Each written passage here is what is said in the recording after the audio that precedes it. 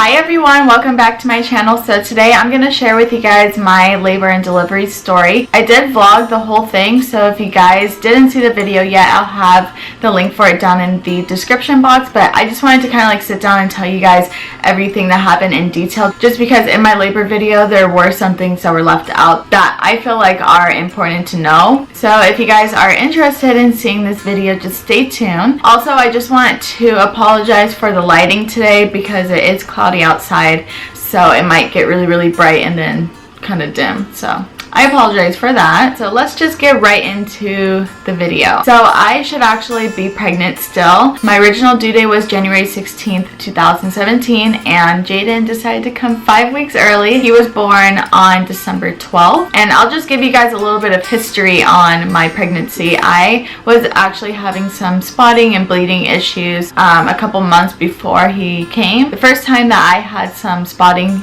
problems was in September, I believe, and it happened when I was at work. I had a little bit of like a brownish blood spot on my pad. It was a little bit concerning at first because you shouldn't see anything like that while you're pregnant. So I did call my doctor, and then they did tell me to come into the hospital and go to the labor and delivery evaluation rooms. So I went there, they put a monitor on me, and they monitored his heart rate, and they basically told me that there was nothing wrong. They did an ultrasound, the ultrasound was good, my cervix was completely shut, so they sent me home. The second time it happened, it was in November, I believe, like beginning of November. That time there was a little, it wasn't really a brownish color, it was more of a red color, and it was a little bit more of it on my pad. So I called the doctors once again, and they told me to go to the same location, and they monitored him, everything was good, and then they sent me home. So I was just kind of like confused at this point, like why am I bleeding and then there's nothing wrong? My cervix is completely shut, so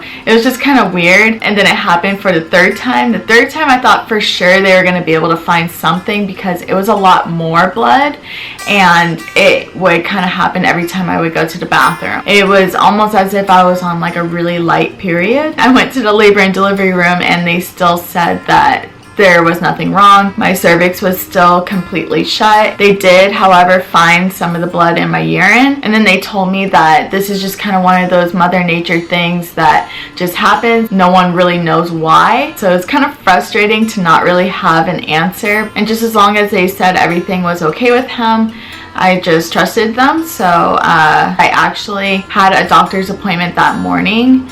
So I went to my doctor's appointment and I told her everything that happened. The bleeding actually happened the night before, so I kind of like waited before I called the doctors, and I went to my appointment in the morning. And then she put me on bed rest. I stand up at my work all day for like 8 hours, and you know, she didn't want me on my feet too long, so she put me on bed rest. And then 2 weeks later, I actually went into labor. So this was on December 11th. It was like 5:30 in the morning around that time. I was in the middle of my sleep, and then I changed positions, and I felt like this like rush of liquids coming out, and it freaked me out right away. Instantly I thought it was blood, and I was like, okay, this is like not good. So I got up, and this is like the one time I wasn't wearing a pad. Pretty much throughout my whole pregnancy I wore a pad for this reason, just in case if my water broke.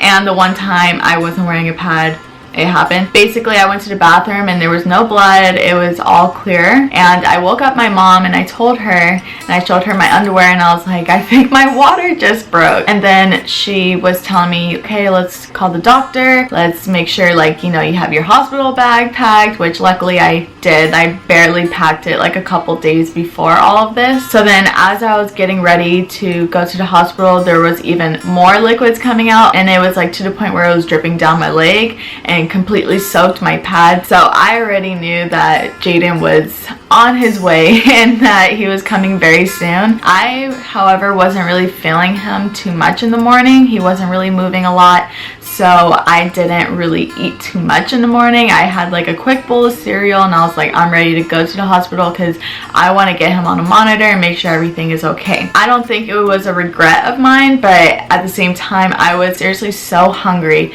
the whole time I was in the hospital.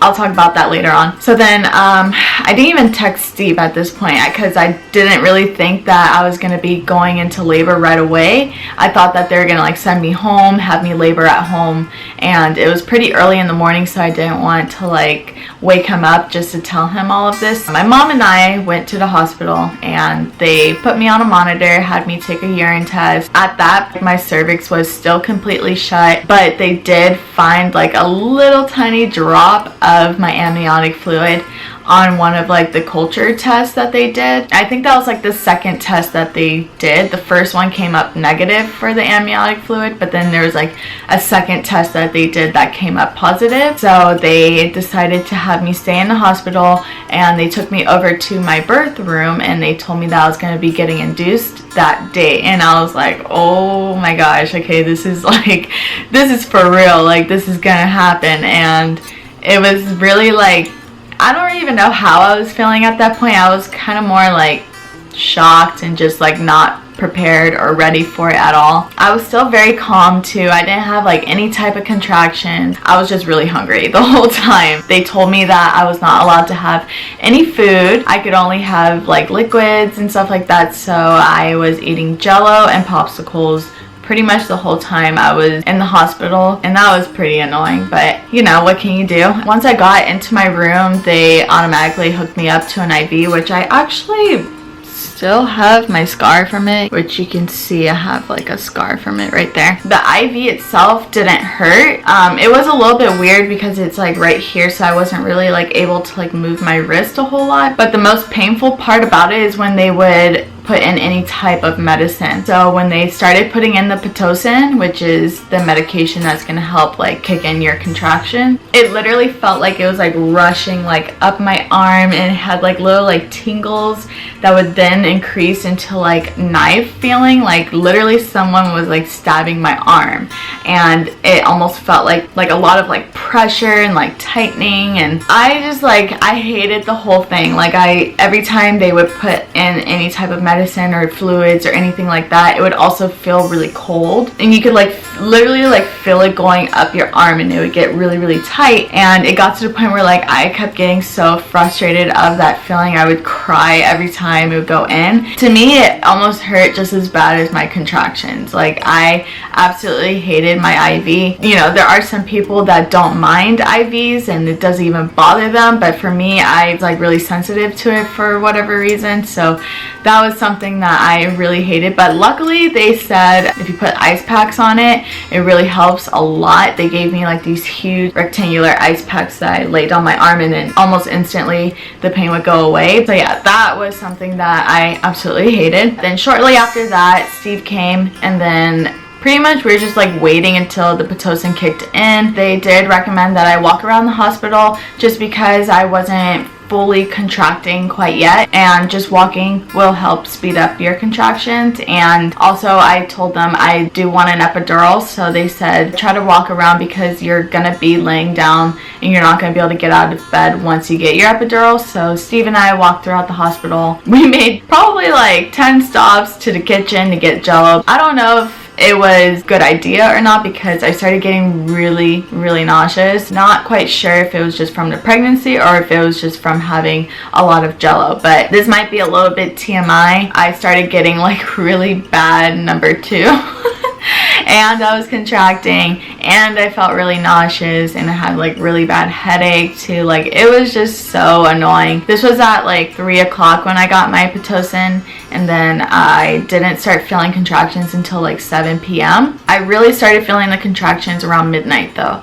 That's when I was already asking for my epidural. Can't really remember what time they gave me the epidural. I want to say it was around like 4 a.m. or so. That wasn't as bad as I thought it would be, but at the same time, it's like just thinking about it now, it's like, like I just really hated that feeling. Basically what they had me do is like put my head down. I was like sitting on the edge of the bed, and then I have to like, or wait, how did I do it? Oh, I had to hug a pillow and then put my head down and then like lean over. The shot goes like right in your lower back. You feel it going in, and then it's like boom, like, I just don't know how to explain it. At that point, like, it didn't really even hurt me at all though, because my contractions were so intense. Like, I was like, I need this epidural now. Honestly, like, I don't really think it hurt that bad, but it is an uncomfortable feeling. Then after I had the epidural, I was even able to go to sleep. It almost feels like you have like some type of like body high. Like, it feels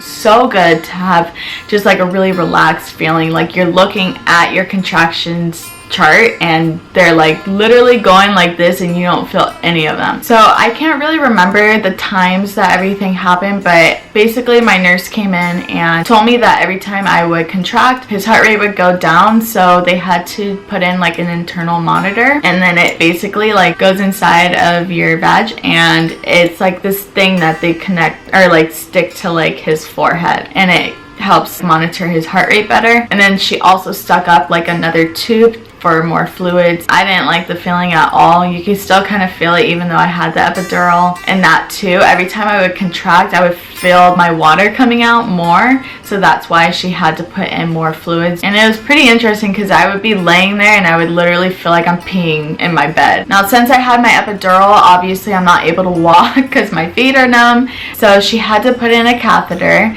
For those of you that don't know what a catheter is, it's like this tube that they have to put into your pee hole to empty out your bladder, which that was not fun. I was still able to feel it a little bit, even though I had the epidural, and I really hated that feeling. It was just like to the point where you're like clenching your butt cheeks together. She had to come in to empty out my bladder. I think it was every 2 hours or so. You know, in between that time I was trying to sleep, but sleeping was really hard. But I believe I did sleep for about like 3 hours. It was pretty broken up. I mean, without the epidural, I would have been up that whole time in a lot of pain. So I remember they checked to see how dilated I was around 5 a.m.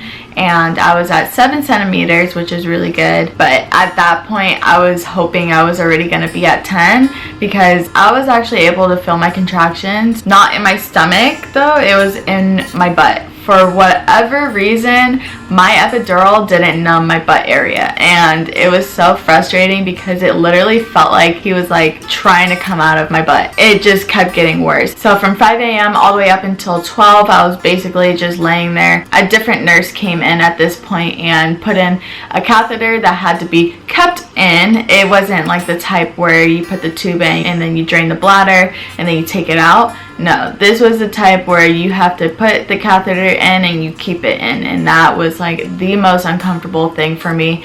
I started getting really frustrated at that point where I was just highly emotional the whole time, and I started crying because I was like, I hate this feeling, like I want this thing out of my bladder, like it's just not comfortable whatsoever. And I remember she gave me this like super big ball, and I had to put it like in between my legs, and I was like laying on my side, and I'm not quite sure why she did that, honestly, but I remember like I started getting the contractions again where it felt like I was peeing everywhere. So I would say it was around 12 o'clock when things got a little crazy. I was still at 7 or 8 centimeters, like I wasn't at 10 yet, and it felt like I was at 10. You know, she checked me and she's like, you still got a couple more hours. And at this point, Steve's family already arrived and they were all just kind of waiting around, and so my nurse told all of them that they could go downstairs to the cafeteria, get some food, like this might take a couple more hours. And that was just like not good timing at all, because literally right when everybody left, I was the only one in the room. I was by myself. Right when everybody left, my contractions started kicking in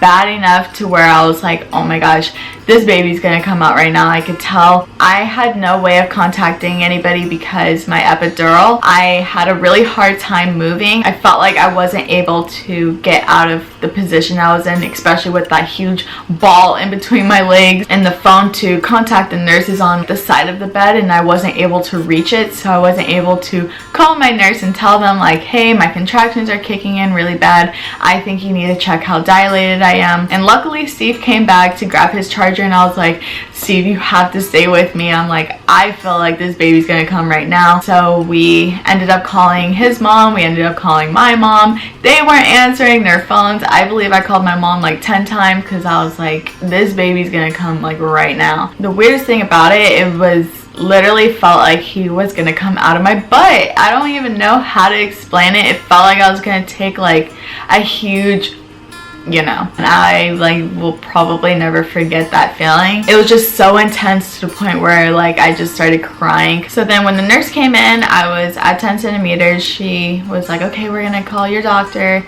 get her in the room, and it is showtime. And I was like looking over at Steve. I was like, oh my gosh, my mom, my dad, like nobody is even here. I was just kind of like mad at that point because I was like, why would you tell them to leave? And then like, you know, 20 minutes later, I'm at like 10 centimeters. I went from 7 centimeters to 10 centimeters very quick. There was like no stopping this baby from coming out. So before the doctor came into the room, the nurse kind of had me prep, basically had me get into position. And she was teaching me how to push because I didn't take like any type of classes, which I don't really think you need them, and was telling me that like he has a full head of hair and stuff like that. So I was like, man, this baby is like really like coming down. Shortly after that, my parents showed up luckily, and Steve's family showed up. The doctor came into the room. They put the sternums up, and then it was go time. So I only pushed through 3 contractions. For each contraction, they had me push for 10 seconds and then stop and then push again, 10 seconds, stop, and then push again for another 10 seconds and then stop, wait for another contraction, and then do it again. So I did that whole thing 3 times. I would say I only pushed for probably like 7 minutes in total. So Jaden came very fast. It was a pretty smooth delivery. You do feel a ton of pressure though. It was really encouraging whenever they would tell me like, you know, baby's gonna come out on your next contraction. They could see his hair. Like that was so motivating for me to hear, because I literally was pushing with all my might because I did not want to basically get like really stretched out down there and obviously hurt really bad. I was like, I'm getting this baby out. So yeah, Jaden arrived at 1:03 p.m. and he was 6 pounds 18 inches. So yeah, that is all for my labor and delivery story. I know it's probably not like as crazy or as intense as some other women. Labor itself is just a crazy experience, and just having your own baby. I hope you guys enjoyed this video. Make sure to check out the vlog so that way you guys can see visually of everything that happened. This is Jaden, everyone. Did you have a good nap? You want mama to feed you, huh? Uh-oh. Make sure to subscribe to my channel for more mommy videos, and let me know down in the comments below on what you guys would like to see next. Also, make sure to check out Steve and I's vlogging channel. We are going to try to vlog every weekend as of right now, and you guys can watch baby Jaden grow up. Yay! Alright everyone, have a great day, and I will see you all next time. Mwah. You want to blow them a kiss? Bye guys.